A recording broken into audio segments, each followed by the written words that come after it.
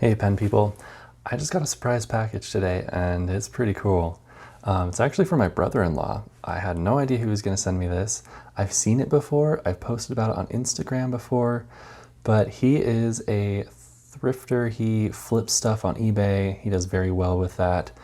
And one of his finds was an old secondhand Mont Blanc Meisterstuck pen. Meisterstück? I don't know how to say that, but a fancy Mont Blanc pen. He picked it up along with a lot of other pens, and if you kind of average out how much he spent altogether on these pens, he spent I want to say he spent like 10 cents on this thing. And it apparently wasn't moving on eBay the way that he had hoped, so he sent it to me. So that's kind of exciting. I now have a Mont Blanc, and I'm pretty sure it's a gold nib. It doesn't say 14, 18K or whatever on it, but I'm pretty sure it's a gold nib.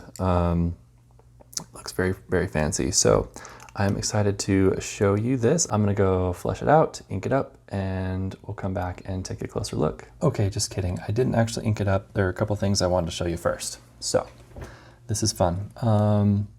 So I want to show you the innards of this pen, which is why I didn't ink it up. So the cartridge is interesting. It's a screw-on cartridge, and I'm pretty sure it's standard international. I think that's what Montblanc uses. I have some Montblanc cartridges, and I think that's what they are. So anyway, it's just kind of fancy. It says Montblanc on it. It's like, I don't know, gold plated or whatever. So that's kind of fun. And then here on the converter it says, use Montblanc ink only, which is kind of goofy. I'm not going to do that. I am, though, going to use a Montblanc ink today. I'm going to use my Mystery Black. This is a good ink, I don't tend to use it much. I've talked about this before.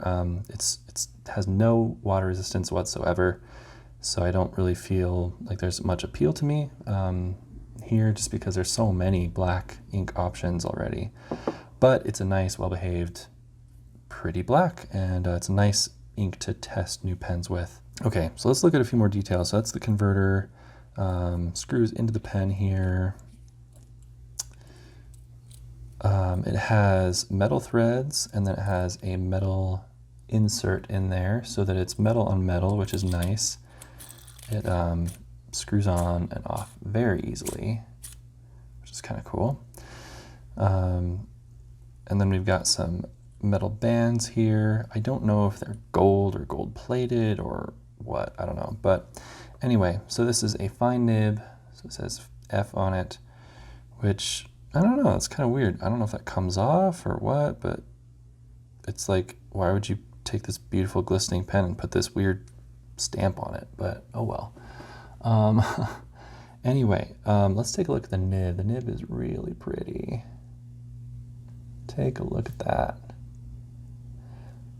It's a fairly small pen. Maybe I should do some size comparisons in a minute. Let's look at the cap really quick. So it says Montblanc Meisterstück, Meisterstück something. Anyway, the make and model of the pen. Mine came engraved with someone's name on it. TD Sessions, is that what that is? Anyway, so that's one of the quirks of getting this pen secondhand. The other quirk is the clip has been sprung out too far, but hey, I'll forgive it, especially if this pen writes really well. It's pretty and it's fun. It has a fun story to it. Of course, we have the little Montblanc logo there on top. So the material of this pen is resin, and I don't know a whole lot about Montblanc resin, but I know that luxury pens like this, you know, Sailor, Pilot, Montblanc, you know, it's not just plastic. It's plasticky maybe, but there's a lot more to it than just it being a plastic pen. This is a more expensive, intentional kind of resin that they've used to make these. It doesn't mean that they're bulletproof or anything, but it does mean that they're probably gonna have some longevity that, you know, a cheap $5 plastic pen will not have. So you can see some scratches, some dings, That's to be expected. And honestly, I think it just gives character to this pen that has seen some mileage before it has come to me. Okay, so let's go ahead and ink this thing up, and we'll see what happens. Okay, let's see here.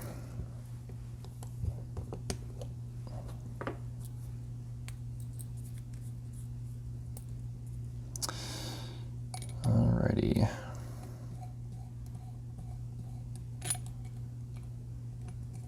Do I not have enough ink in there?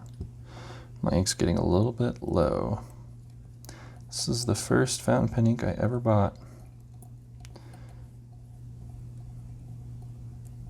There we go, got it. Okay, that's a nice full fill. Cap that back up. Okay, now I'm gonna wipe this off.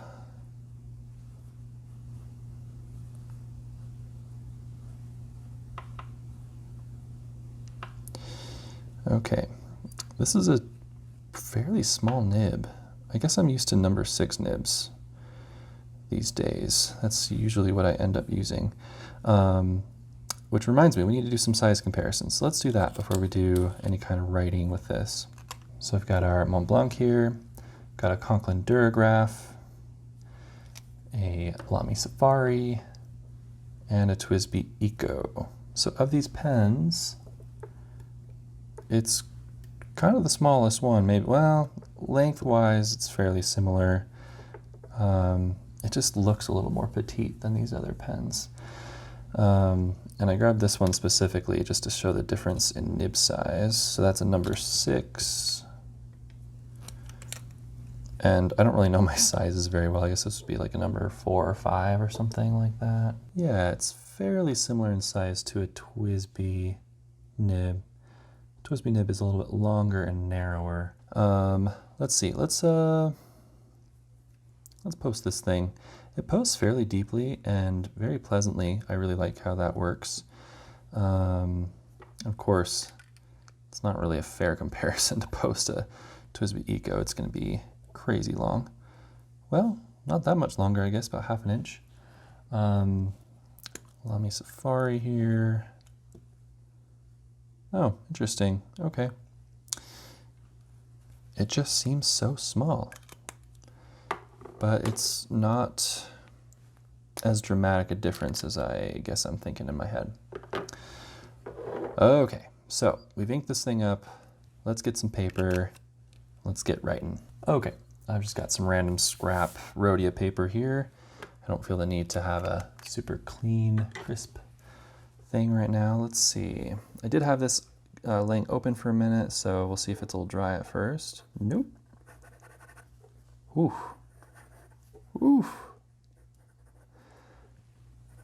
That thing is inky.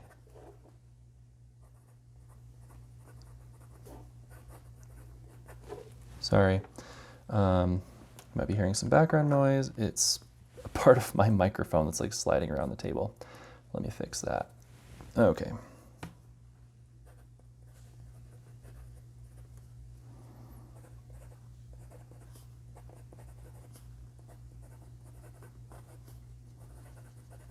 Okay, so it's a fine nib, but man, that's a gushy nib, which leads me to believe again that this is a gold nib. I have zero experience with gold nibs, but I just know that they tend to be wetter.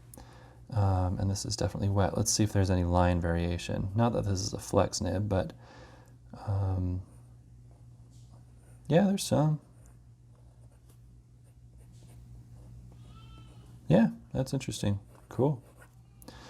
So yeah, it's smooth. You can hear some feedback. I do have this piece of paper sitting on cardboard though, so it's not really fair maybe, but it feels pretty doggone smooth.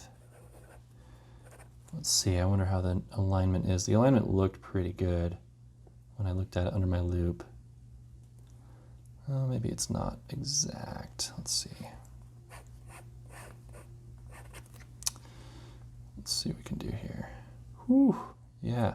One thing about this nib that's interesting is it feels kind of sharp along the sides here. It's very thin, very, very thin. Thinner than, you know, like the Lamy and Yovo kind of nibs that I'm used to. Okay. That might be a little smoother. Goodness gracious, this thing is a champ. So I know that Montblanc pens, it seems like people either love them or just think that they're super overrated. And I don't really have an opinion on that because this is my first exposure to a Montblanc, and it's a used one and it's a little older, so I don't know. I'm not the best to make that judgment, but just using one of these, I would say it's an excellent pen. It's well constructed, it writes beautifully, so it's definitely a good pen. Is it $500 good, which I think is what this pen would be new? I could be wrong, but just in a quick Google search, that's what I was seeing. I don't know. I don't know if this is worth $500. It's not worth $500 to me. I think I would rather use that money to try different pens. You know, you can buy a lot of pens for $500 if you go down a few price points. But this pen is very nice. I'm glad I have it. I'm probably going to keep this in rotation just because it's so pleasant to use. It's comfortable in the hand. The ink just comes very willingly, and yeah, it's very easy. So I really, really like it. So thank you, Tim, for sending this to me. If you want to check out his YouTube or Instagram, please do. He's got some cool stuff about reselling and flipping secondhand stuff on eBay. So check him out. His handle is Osborne to Thrift, and I will try to put some links down in the description. Let me know if you have any questions, and I'll talk to you later. Bye.